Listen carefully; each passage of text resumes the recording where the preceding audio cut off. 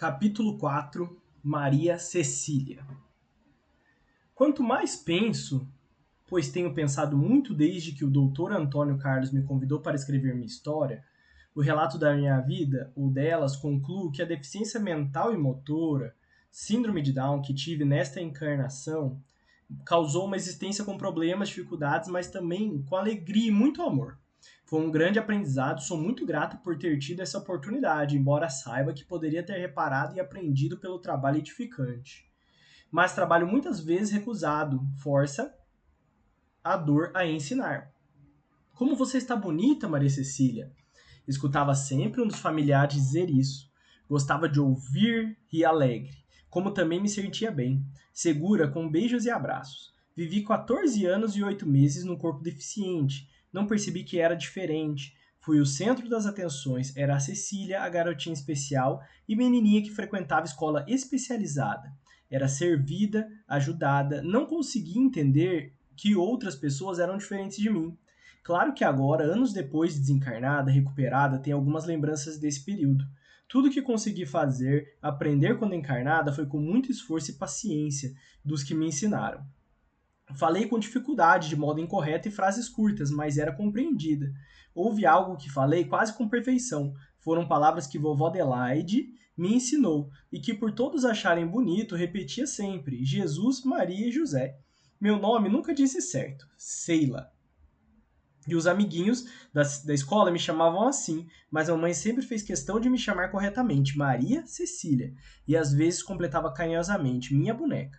E me vestia como uma, estava sempre muito bem vestida, perfumada e penteada, embora me arrastasse pelo chão e me sujasse para me alimentar. Cresci e aprendi a andar e a me comportar melhor. Tinha 2 irmãos mais velhos, creio que tumultuei a vida deles. Meus pais descuidavam dos dois por se ocuparem muito comigo. Podia fazer tudo, eles não. Estragava objetos deles, chorava e reclamavam. Papai ficava furioso, bravo.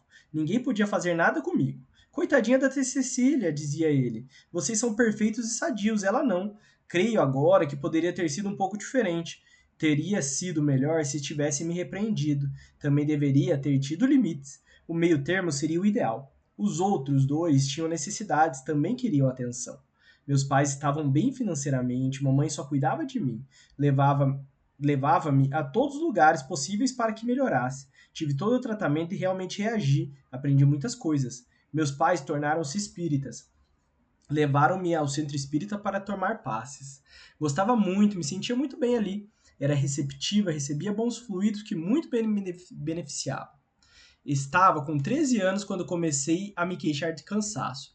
E como muito estava desanimada, meus pais me levavam ao médico e após muitos exames, eles carinhosamente tentaram me explicar que estava doente e que necessitava tomar remédios para sarar logo.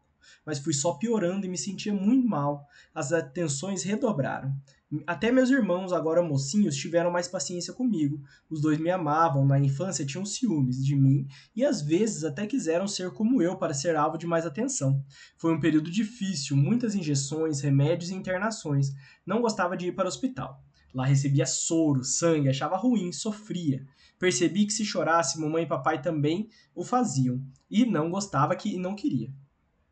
Que não queria vê-los chorando. Surpreendi a todos, fiquei quieta, resignada e só chorava baixinho com as injeções doídas. Surpresa, vim visitar você, Cecília, disse uma senhora ao entrar no meu quarto. Alegrei-me, gostava muito dela, era uma passista do centro espírita que frequentávamos. Senti-me bem, gostei da visita e pedi para ela voltar. Assim passou a ir muitas e muitas vezes conversar comigo e me dar passes. Eram essas visitas que me confortavam e muito me ajudaram. Sofri muito, o câncer, a leucemia foi me definhando. Estava no hospital e aquele dia me senti melhor. Cecília teve uma boa melhora. Vão descansar, vão para casa e tentem dormir um pouco, disse o médico aos meus pais. Eles concordaram, me beijaram e saíram. Uma enfermeira sentou-se ao lado da minha cama, sorriu para mim, ensaiei um sorriso. Ela pegou um livro e pôs-se a ler. Estava com sono e dormi. Desencarnei tranquila. Acordei dias depois num quarto diferente. Bom dia, Maria Cecília. Não me reconhece? Sou sua avó Adelaide. Agora irei cuidar de você. Não irá mais tomar injeções, não é bom? Ri feliz. Vovó Adelaide desencarnou quando eu estava com 8 anos. Ela cuidou muito de mim. Ficou doente e desencarnou. Senti sua falta por uns tempos, depois esqueci. Ao vê-la, senti que amava muito. Alegrei-me ao vê-la junto a mim. Estava me sentindo bem melhor e sem dores. Você irá sarar logo, disse vovó, e eu acreditei. Foi um período difícil, porque queria que meus pais, minha casa e meus irmãos, queria de qualquer maneira. Ainda mais que fui me sentindo cada dia melhor, sadia.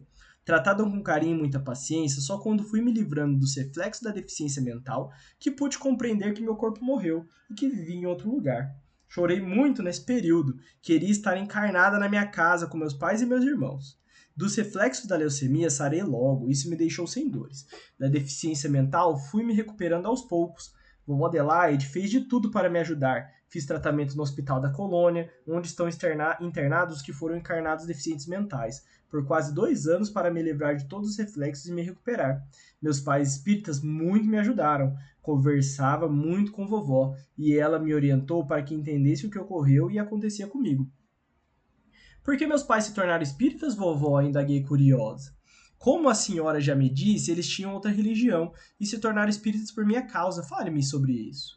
Não foi fácil para seus pais ter uma filha deficiente. São pessoas da sociedade, conhecidas e com um grande círculo de amizade. Tinham 2 filhos perfeitos e bonitos, esperava uma menina e veio você, com síndrome de Down. Deve ter sido uma decepção para eles. No começo talvez, mas a aceitaram e a amaram. Sempre nessas ocasiões escutaram de tudo, ficaram chocados diante de alguns comentários, mas tiveram também conselhos bons e equilibrados. Ainda bem que sensatos ouviram os bons, mas palpites inconsequentes os machucaram no começo. Foram disparates assim. Crianças que nascem como a de vocês foi porque os pais pecaram. Sua mãe chorou muito ao ouvir isso e indagou ao seu pai. Será que erramos? Você pecou tão gravemente assim? Eu não fiz nada de errado. Nem eu, disse seu pai. Se alguém pecou, foi você. Depois de algumas ofensas, entenderam que não deveriam brigar. Consultaram o dirigente da religião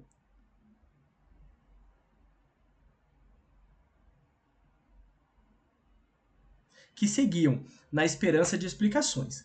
De fato, pode ter sido pelos erros dos pais, disse o dirigente encabulado. É justo o inocente pagar pelo pecador? Depois o senhor nos conhece desde pequenos. Que fizemos de tão grave? Perguntou sua mãe. Bem, disse o dirigente indeciso, é que ela, Maria Cecília, quando morrer, irá para o céu. Deus é injusto, disse seu pai. Sinto em dizer que Deus é injusto. Se isso for verdade, faz a revelia um filho dele, retardado, e depois o manda para o céu? Por que ele, deficiente mental, não faz o mal, mas também não tem condições para fazer o bem? Aliás, não faz nada. E ele me deu inteligência e posso fazer o bem e o mal. Se errar, me manda para o inferno. Então Deus está sendo injusto comigo. Não aceito essas explicações, como também não aceito o acaso. Se o acaso foi maior que Deus, este não existe. Inconformados, se afastaram da igreja, mas seu pai quis achar uma resposta e pôs-se a pesquisar nos numerosos livros que possuía. Comentou com sua mãe alguns meses depois. Acho, querida, que os orientais é que estão certos. A reencarnação deve existir. Se acreditar nisso, volto a crer que Deus é justo.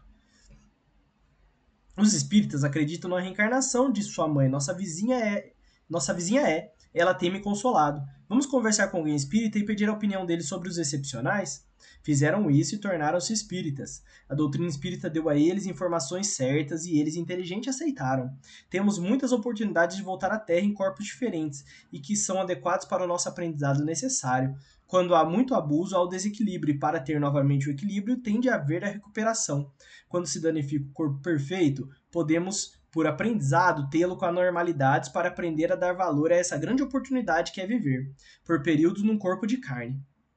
O acaso não existe, Deus não nos castiga, somos o que fizemos por merecer, e as dificuldades que temos encarnados são lições preciosas. Mesmo com o entendimento que tinham sobre a morte do corpo, meus pais sofreram com a minha desencarnação. Sentiram falta da minha presença física, mas aceitaram e se conformaram e logo após reorganizaram suas vidas. Então perceberam o tanto que haviam deixado os outros 2 filhos carentes. Arrependeram-se, mas como não podiam voltar ao tempo, tentaram consertar. Tiveram de conviver com muitas mágoas dos 2, mas são uma família feliz. Com paciência e carinho superaram e são unidos.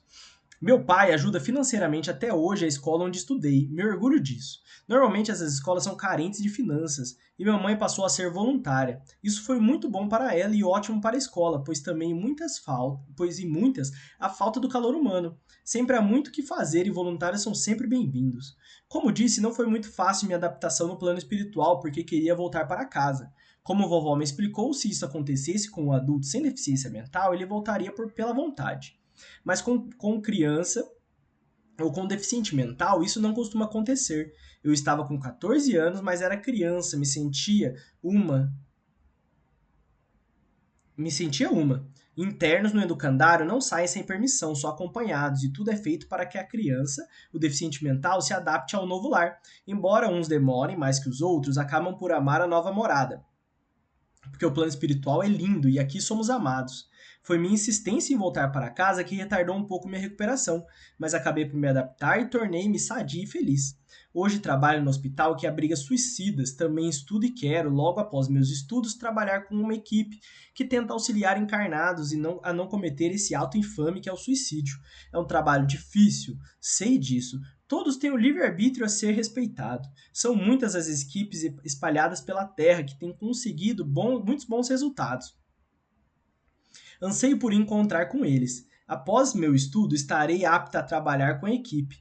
Tudo que se faz com conhecimento se faz melhor. Você já deve estar querendo saber o porquê de eu ter necessitado o aprendizado num corpo deficiente mental e o porquê de ter escolhido trabalhar com suicidas.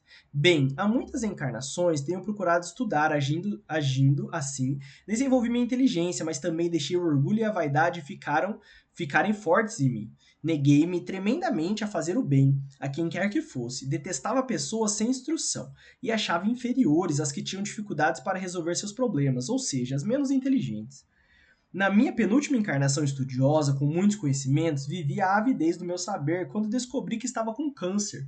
Ateia, resolvi morrer antes da doença me matar. Planejei com calma o melhor modo de morrer. Suicidei-me com uma dose forte de veneno. Que engano cruel. Continuei viva e junto ao corpo em decomposição. Depois fui levada ao Vale dos Suicidas. Sofri horrores. Sofreria bem menos, mas muito menos com o câncer. Por nada se deve matar o corpo, mesmo que esse seja deficiente ou doente. Tudo passa, mas a dor, o remorso do suicida parece não passar. Sofri muito e por muito tempo, até que fui socorrida. Entendi então que perdi muitas oportunidades, com minha tola ilusão de querer ser inteligente. Pedi e me foi dada com outra oportunidade de aprendizado. Recuperei-me num corpo deficiente. Reorganizei o que destruí com meu orgulho, suicídio e remorso. Meus pais, pessoas orgulhosas, necessitavam de um chacoalhão na vida, de algo que os despertasse para uma outra realidade. Agora eles são gratos ao aprendizado que tiveram. Não foi fácil para eles, orgulhosos, terem de enfrentar o preconceito, mas a dificuldade os fez religiosos e passaram a entender o porquê de estarem revestidos de um corpo carnal. E mais ainda, que Deus é justo e bom. Fui para eles a oportunidade de despertar para um entendimento maior. Mas quem aprendeu, quem teve uma grande oportunidade fui eu. Sou grata, compreendi que Deus é Pai amoroso que nos dá sempre novos ensejos. Bendigo a reencarnação. Explicações de Antônio Carlos. Creio que certamente é um transtorno na vida que de um casal feliz que espera a vinda de um filho e depara com uma realidade que no momento lhe parece cruel, né? Um filho deficiente. Muitos superam de modo extraordinário, enfrentam, mas não podemos dizer que não houve lutas e sofrimentos. E se superaram, puderam um dia dizer: enfrentei e fiz o meu melhor que me foi possível. E que bom dizer também, aprendi muito e progredi espiritualmente. E é como muitos têm aprendido com esse chacoalhão, como disse Cecília. Ao defrontar com esse problema, muitos pais têm amor ou desprezo pelo pequenino ser. Uns os protegem demais, como fizeram os pais de Maria Cecília. Outros os rejeitam, envergonhados. É normal pais sentirem-se inseguros, tristes ou frustrados. Quando isso ocorre, é necessário a busca de ajuda de profissionais para um entendimento da situação, para vivê-la sem culpa e do melhor modo possível. Ama, o amor bem dirigido e é o caminho para os acertos. Alerta os pais das crianças deficientes e com outras normais para usar o bom senso e entender as necessidades de todos eles, e dentro de um limite estabelecido cuidar bem do filhinho deficiente sem descuidar dos outros membros da família. Todos nós devemos ter limites, gostamos de carinho e atenção. Como equilíbrio, se pode atender a todos. Infelizmente, como se tem palpites errados, preconceitos que machucam tanto. Isso tem contribuído para muitos pais agirem erradamente e esconderem seus filhos deficientes, como que envergonhados por tê-los. Mas os que procuram acharem respostas às suas indagações e ajuda necessária para enfrentar esse fato, não se deve dar atenção às opiniões infelizes daqueles que desconhecem o assunto. Tenho visto que muitos conseguem superar essas dificuldades. Se uns conseguem, todos podem. É você, caro leitor, se pode contribuir para ajudar pais ou deficientes. Faça com carinho. Necessitam eles se recuperar para se tornarem capazes, tanto quanto nós os supostos normais, porque deficiência, seja ela física ou mental, não é sinônimo, graças a Deus, de incapacidade. Tentando enfrentar as dificuldades, as venceremos.